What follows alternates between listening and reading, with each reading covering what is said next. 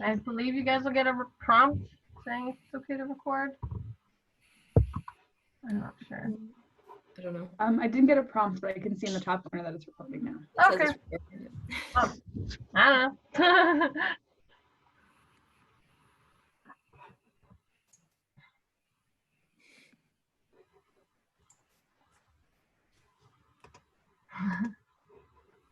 If you guys want to start the presentation, that'd be.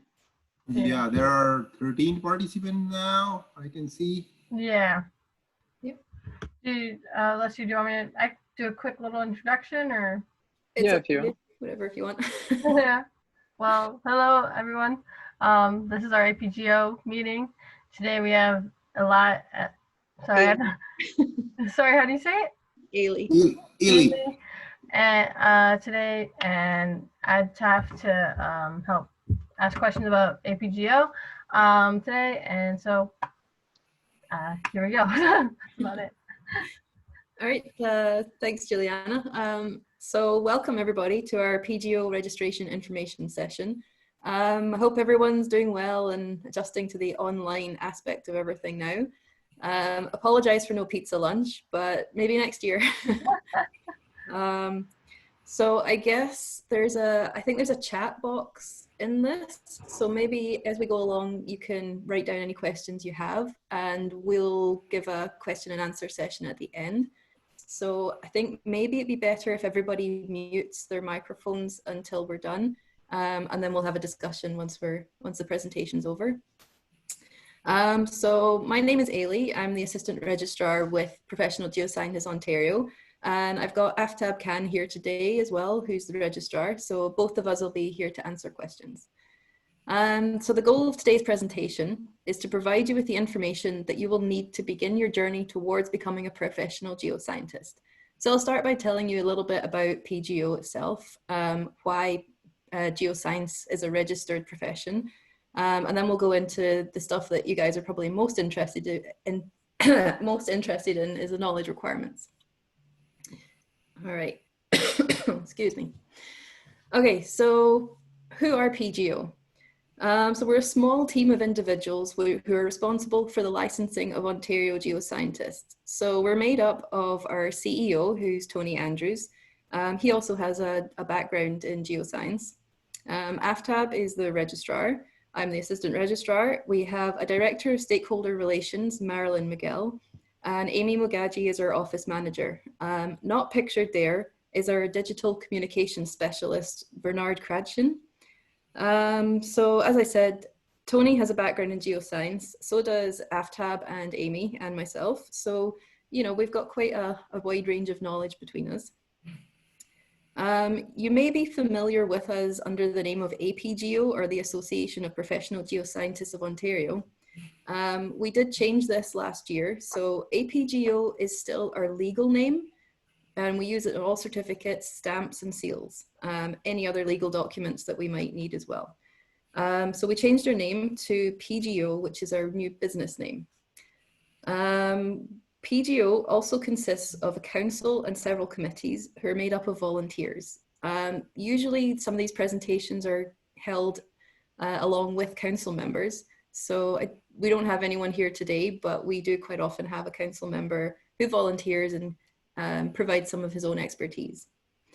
The council governs the affairs and business of PGO, and the committees help to provide information and recommendations to the council on a variety of different topics. So what does PGO do? Our mandate is to serve and protect the public interest by governing the practice of geoscience in Ontario.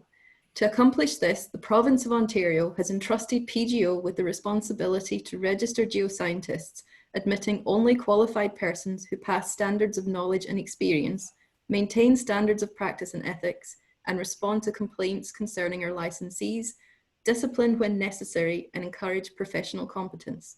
So all of this means it is illegal to practice geoscience in Ontario and in Canada without being registered with the association of the province in which you practice. So that's why we're here today, is to help make sure that you're eligible to register with PGO or whichever other jurisdiction that you might end up working in once you graduate.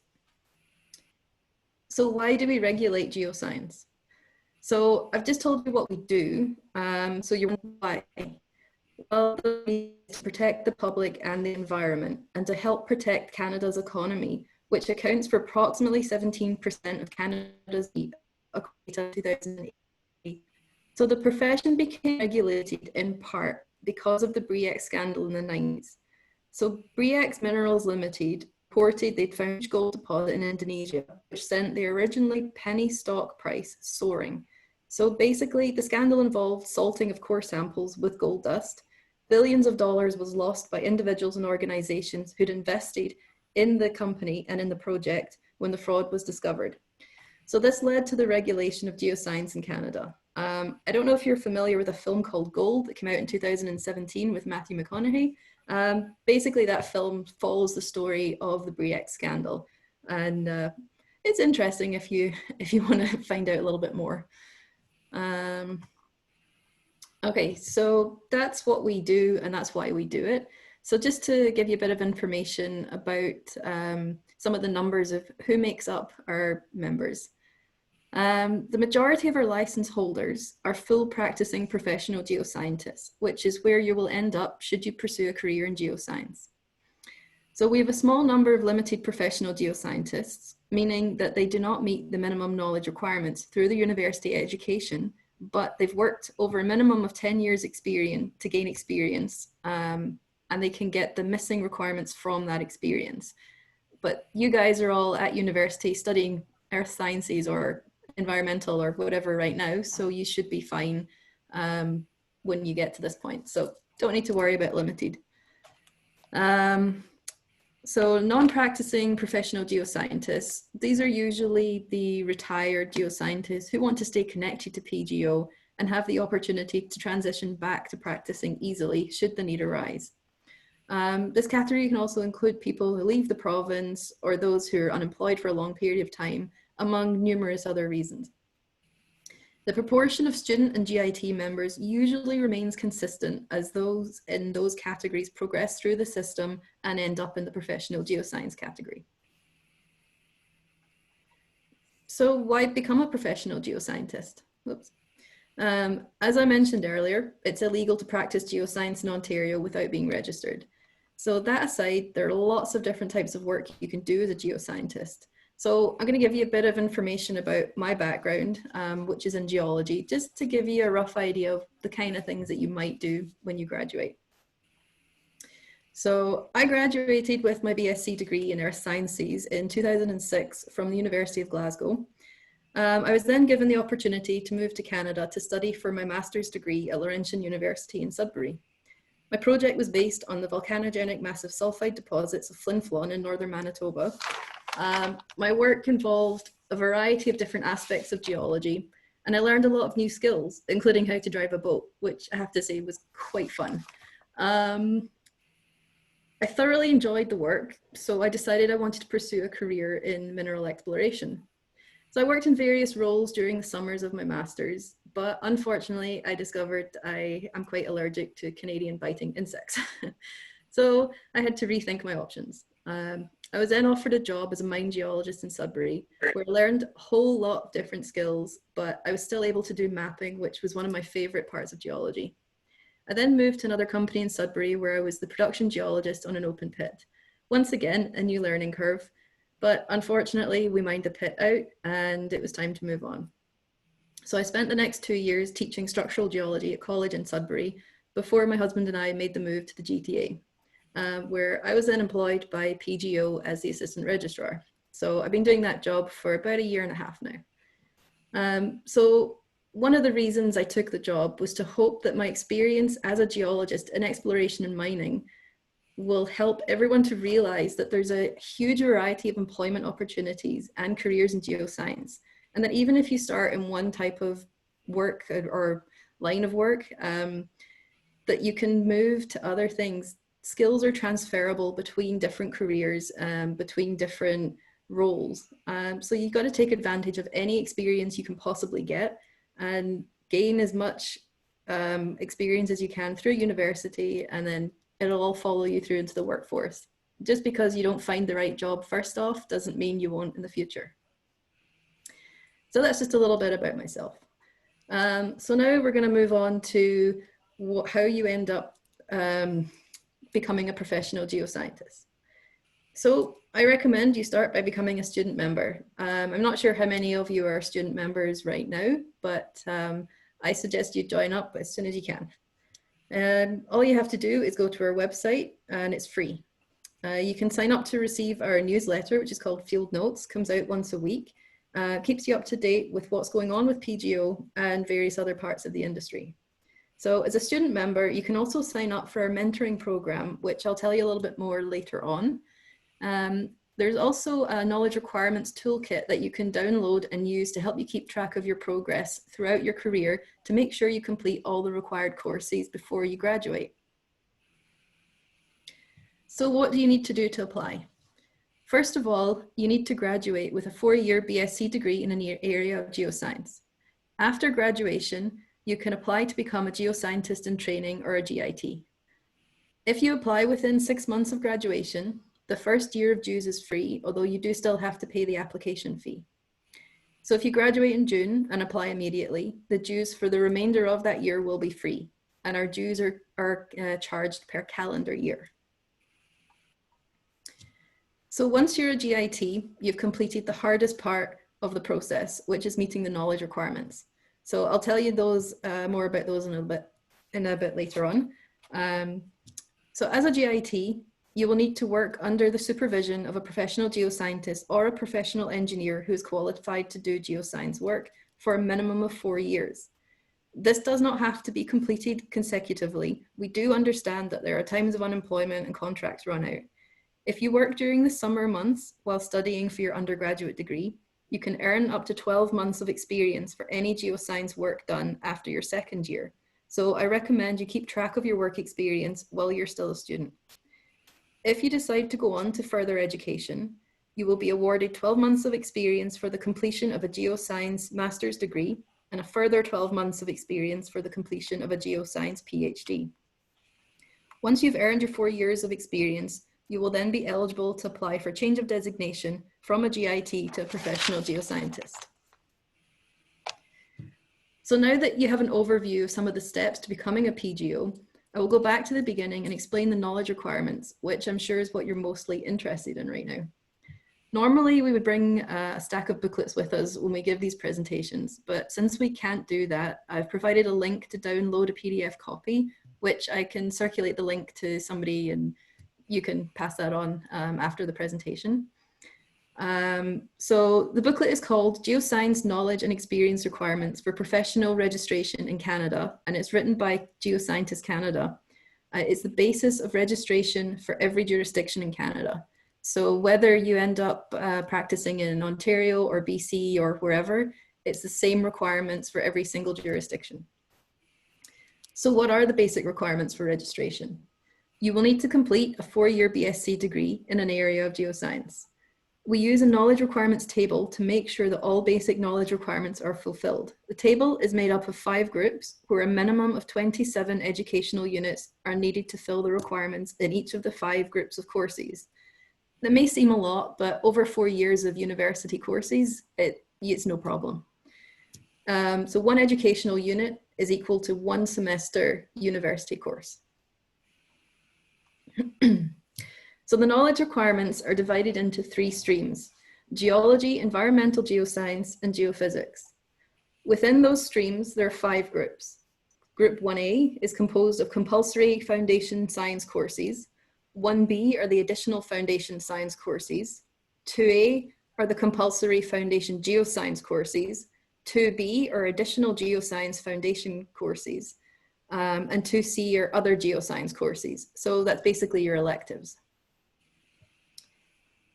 Okay, so sections 1A, 1B, and 2A are the same for all streams and form the basis of a geoscience degree. Sections 2B and 2C are where you can specialize in one of the streams. Once you get to section 2B, the geophysics stream cannot be used with the other 2 streams, because if you pursue a geophysics specialty, it requires a much different knowledge base from geology or environmental sciences.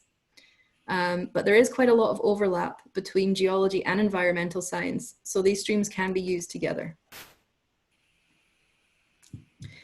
So I'll just tell you a little bit about the streams, the groups for the streams as we go along. So sections 1A and 1B are pretty straightforward and are the foundation science courses usually completed in first or second year. Section 1A requires chemistry, calculus, and physics, and they're all mandatory. Section 1B requires 6 courses out of biology, chemistry, computer programming, maths, physics, and statistics. You don't have to take all 6 of these, but you can only have 2 courses per subject. So for example, you could do 2 biology courses, 2 chemistry courses, and 2 physics courses to complete the requirements for 1B. Okay, section 2A is where we get into the foundation geoscience courses, which must be completed at a second year level or higher. These courses are mandatory and are the same for everyone and are considered to make up the foundation of geoscience knowledge. So the courses are field techniques, mineralogy and petrology, sedimentation and stratigraphy, and structural geology. Okay, section 2B is still considered to be foundation geoscience, but here is a bit more choice as you start to decide which discipline you want to work in. So this is where anybody considering a geophysics specialty will have to ensure to complete the courses offered only in the geophysics stream. There you will need to complete 5 courses out of a choice of the 6 listed. For the geology and environmental streams, there's a total of 5 courses which must be taken with a maximum of 2 courses per subgroup. So I'm hoping you can see my mouse here, but these lines indicate the subgroupings. So subgroup 1 is a geochemistry and geophysics. Subgroup 2 consists of the petrology courses, hydrogeology, hydrology, and engineering geology. And subgroup 3 is sedimentology, glacial geology, geomorphology, soil science, remote sensing, and GIS. So again, all courses in this section must be completed at second year level or higher. So on to the final section, which is section 2C. Here we need a minimum of 9 courses at second year level or higher, which are required from this section from a wide range of topics. As with the previous section, the geophysics stream cannot overlap with geology or environmental geoscience. But be aware this is not an exhaustive list, and the final decision of the suitability of a course rests with the PGO registration committee.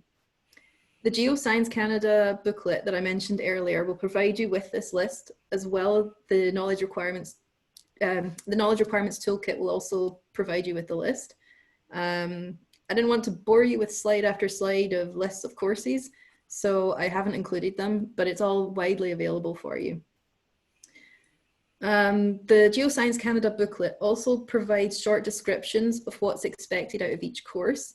And this might help you because the course title is not going to be the same as it is for every university, and it's not going to necessarily line up with the title that we've given a course, but that doesn't mean it's not the same course. Okay, so that's the knowledge requirements kind of in a hopefully an understandable way for you guys. And you can ask us questions about this later. So back to benefits of student membership. If you're not already a student member, we encourage you to sign up and track your degree process to ensure that you meet the minimum knowledge requirements when you graduate. We're also available to answer any of your questions at any time. All you have to do is send us an email. So in normal circumstances, we would host networking events where you can meet with other industry professionals, which at the moment we obviously can't do. But hopefully we'll be able to get back to those soon. As I mentioned earlier, student members can take part in the mentoring program. So the purpose of the mentoring program is to provide a forum for experienced professionals to share their knowledge, insight, and experience with students, GITs, and newly registered professional geoscientists. As a mentee, you would have the opportunity to learn more about why geoscience is a regulated profession and how to prepare for registration as a professional geoscientist. There'll be the opportunity to learn critical business and soft skills and get career advice from seasoned professionals, as well as the opportunity to network with professionals in your chosen field. So you can find more information about this program on the students page of our website. And finally, you can sign up for our newsletter to receive the latest industry information. So thank you all for listening. We can open up to a general question and answer session now. I've listed my email address and AFTAB's email address on here, so I can leave this up and you can feel free to email us anything at any time. I don't know, AFTAB, do you have anything else you want to add? No, I think you said very well. Yeah. So that Okay. should, if anybody has a questions, yeah, we are ready to answer. Okay, I think there's some in the chat box here. Let's have a look.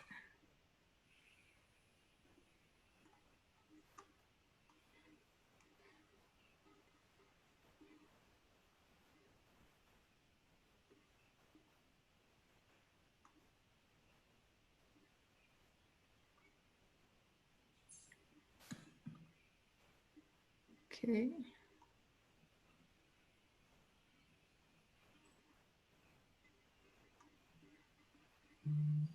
Okay, so we got a question from Benjamin asking, so geophysics can't be used to overlap. Can environmental geoscience and geology overlap? Yes, environmental geoscience and geology can overlap. There tends to be quite a lot of overlap within those fields, so there's no problem with that. Okay, you know, in this chat box, I'll put the link for the Geoscience Canada booklet.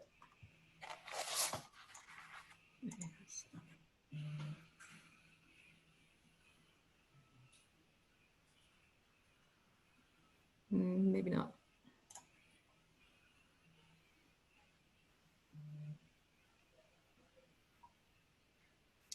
Okay, Aftab, I got a question for you. Yep. You mentioned earlier that a lot of the skills developed overlap, but is there a particular reason why the geophysics stream does not? Yeah, because geophysics, if you look at the geophysics courses, they are very intensive in math and physics. So that is probably the reason that they are too heavy in the math. So most of the geoscientists, they don't like that much of math and physics. Geologists especially, they hate physics. So that's why this is the nature of the subject, because it deals with a lot of math and physics. That's why it is a kind of a separate thing, and it cannot be mixed up, because people who are taking environmental science or geology, they have more intensive geology background, and they have a more science stuff. But in a geophysics, they do use the geoscience, but they just use it for applying a physical laws on the minerals and the earth. So they are more like doing a mathematical stuff and doing and giving I think the main geophysics part is also collecting the data, instrumentation, developing the tools to have to register the properties of the rocks, and that is the main purpose of that they use a lot of instrumentation to measure for example, they work on a in gravity method. They use the gravitational laws, which are the geoscience laws, and they apply. Similarly, in a magnetic method, they use the magnetism and do that. In the electrical, they have several electrical methods. Then they have a seismic methods, and they develop the tools first, how to measure them, like a geophones and vibroseal and different kind of. They have hundreds of different tools, and they are used in the oil industry and in mineral industry to capture or to measure the properties of the rocks. So this is some kind of a different discipline than just pure geoscience. So it is more towards instrumentation, developing the tools, and doing a lot lot of data gathering and data analysis kind of stuff. And there are a lot of interpretation tools which geophysicists use to interpret the data. So this is a kind of, it is a part of a geoscience, but it's really a little bit different from a pure geology or environmental science. I hope it answers the question. I was trying everywhere. So basically it's got a lot more maths and physics than regular. That's the thing. Yeah, that's the main thing for a student to understand, that if you would really want to go into a geophysics, you must have you have to study a lot of math and especially the calculus, and then you have to go a lot of physics, electromagnetic methods and seismic methods and gravity and magnetism and all that. So you have to study all those methods instead of going to a pure geology. Great. So a follow-up to that, would mineral petroleum exploration fall under the geophysics branch, or geology or environmental geology? I think those courses basically fall in any of the streams. Yeah. So hopefully that answers that. Yeah, so if you look at, for example, the 3 first sections, like 1A, 1B, and 2A, that is common for all the branches. All the 3 disciplines have to do like basic compulsory geoscience courses they should have. And then once you go to the section 2B, then you start getting into a specialization kind of thing. You are getting separated.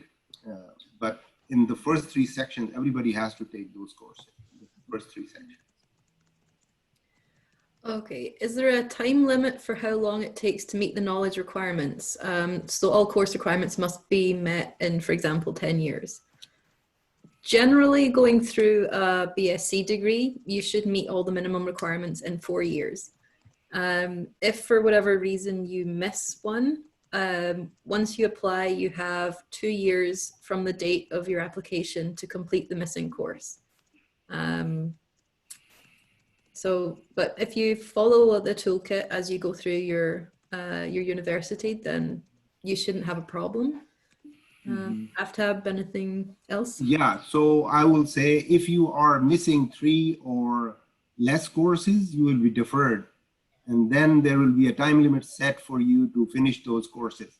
But if you are missing more than 3 courses, then your application will be denied and you will have whatever time you take and finish your courses. So if you are saying 10 years, it is, I think, too much. You don't waste your time that much and get your courses ready in 1 or 2 years. I think that's why we're here, is to make sure you get all the courses you need before you graduate. Because I mean, who wants to go back to university really once you're done? So unless you're stupid like me and go back and do a master's, but hey. Okay, so another one, if you want to specialize in hydrogeology, would you have to do a master's or just take certain courses during your undergrad? Oh, yeah. If you are become a hydrogeologist, you can just do your BSc. There are you have to take some hydrogeology and hydrology courses, and then you are good to go. But generally what the people do is they do the master's and get some specialization. That is probably a better way. It doesn't mean you need a master's though. Yeah, you don't need it. Yeah, you don't need a master's. You just probably focus more on the environmental stream than you would on the geology stream. Oh, okay. You know, there's no reason why you can't do hydrogeology when you get either a geology or an environmental degree. Okay, perfect. Thank you.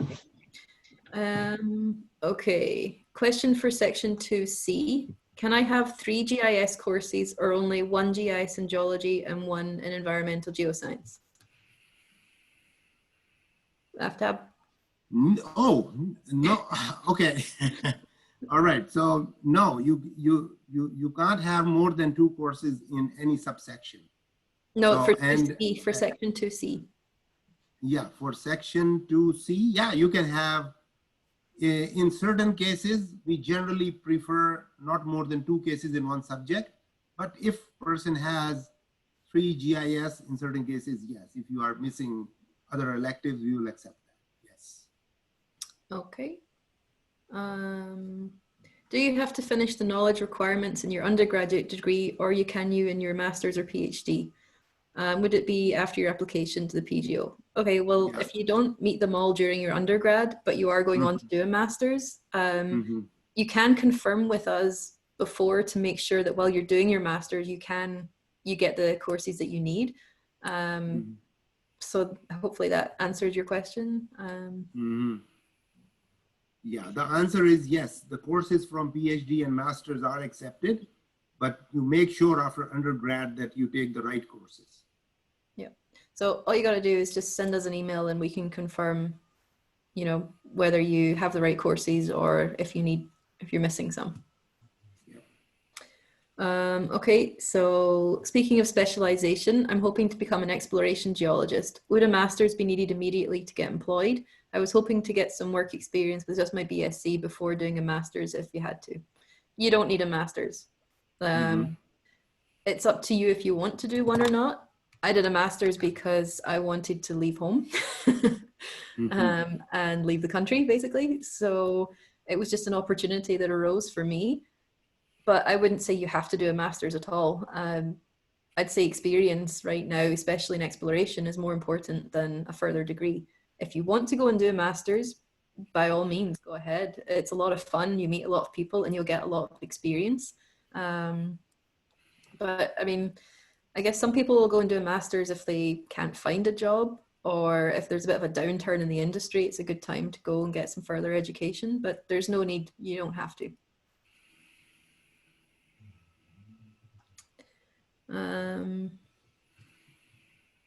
Explain more about the mentorship program. I think your best bet about that is to go onto the students section of our website and email Marilyn Miguel. She's the one that organizes all the student mentorship program. She makes all the connections and deals with that. So the information I gave you is basically all I really know about it. Aftab, do you have anything else to say about the mentor program? Yeah, mentor program is very easy to register, I think, and then it will take some time for Marilyn to find a mentor for you, and because there is a lot of care has to be taken how to select the mentor and mentee. So your CV and the mentor CV should match so that you benefit most out of it. But I think yes, as Ili said, that you have to contact Marilyn and she will give you the more details on that. Okay, regarding the knowledge requirements, do you pursue graduate studies to get your certification, or do you need to get a master's PhD? I'm not quite sure what you're asking there. Graduate studies would be a master's or a PhD, but you don't need a further education. All you need is a BSc degree. A 4-year BSc degree is the minimum requirement to get in. Okay. If let's say a course has a different name than what it teaches, but it teaches the PGO requirement, what's the process in getting it approved as a PGO requirement? We have a highly skilled team of professionals on our registration committee who go through all the knowledge requirements, and they generally know which courses correspond to the courses at different universities. So only if there's an issue, then you can always come back and say, hey, wait a minute, this course is actually the same as this. But in general, well, between us and the committee, we can look things up online. We do research, but there's not usually a problem with courses with different names. We're pretty good at getting those figured out. Yeah, we rely on the description of the courses and what the university has described them. And that is a pretty good evaluation tool for us, that what actually that course contains. So yeah, it's not a problem at all, and committee will look at it, and if it is same, yeah, we will accept that. It's not difficult at all. Okay, say for example, you get a master's and a PhD and then realize you only need a few more courses to get PGO. Can you then go back and complete those courses, or do you have to redo all courses? You do not have to redo all courses. If you apply to us and we tell you you're missing some knowledge requirements, you can do them through technical exams, or you can do courses, some online courses or night classes or whatever you need, depending on the university you want to go to get those courses. But you do not need to do all courses again. You just need to do the missing ones. Okay. Oh, somebody's saying, oh God, imagine getting that far and having to go back to redo undergraduate courses. Yeah. Oh my God. Yeah, But so that's you why better you're do it here. now. Yeah. Yep, that's why you've joined us today, is to make sure you don't have to go back and do classes. All we ask is that you pass the class. You don't need to redo it, but you need to pass it.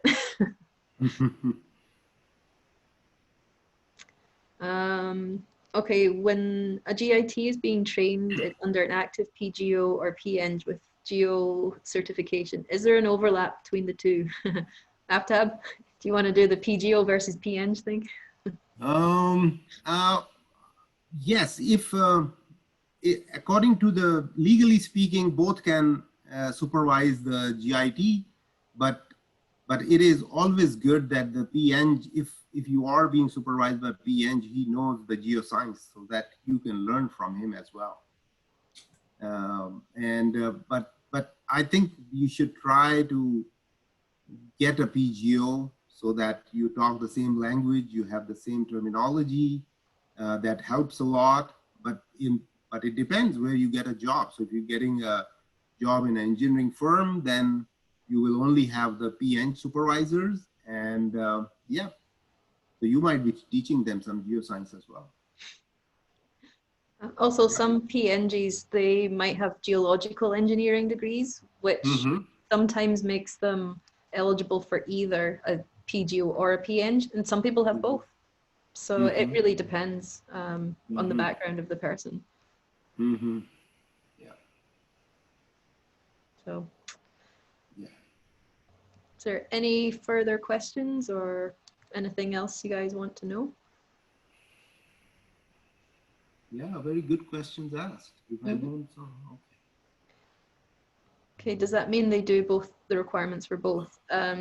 Yes, you can do that. I am always, you have our email addresses. You can do your self-assessment and send us your self-assessment along with your copy of your transcripts, and I will review, or Ely can review that.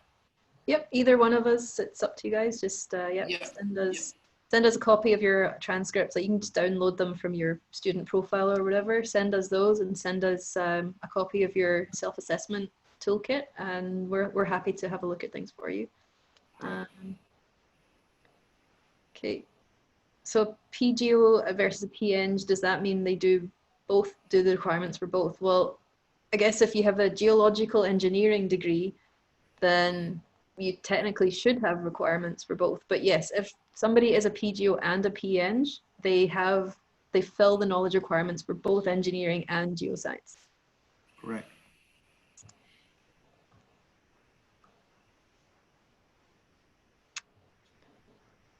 Okay, are we good, or is there any more questions?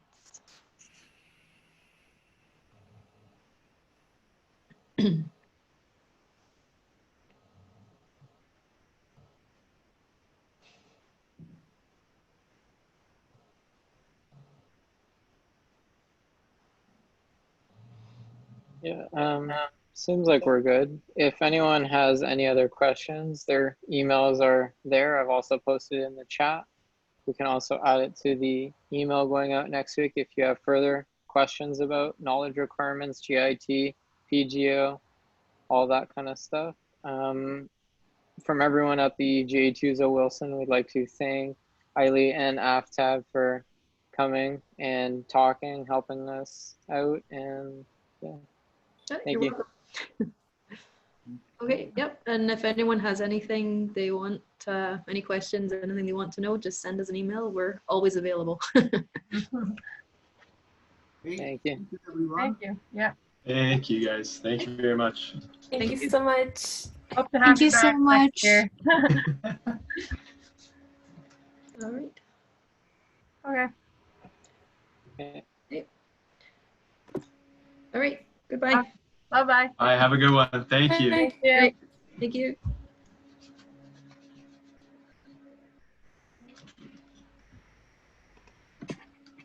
That was pretty good. Yeah. Yeah, it was. That was really a good. fun time. It was so That was nice. really good. Yeah. You want to stop recording, Juliana? Oh, yeah. Before I I forgot. say anything,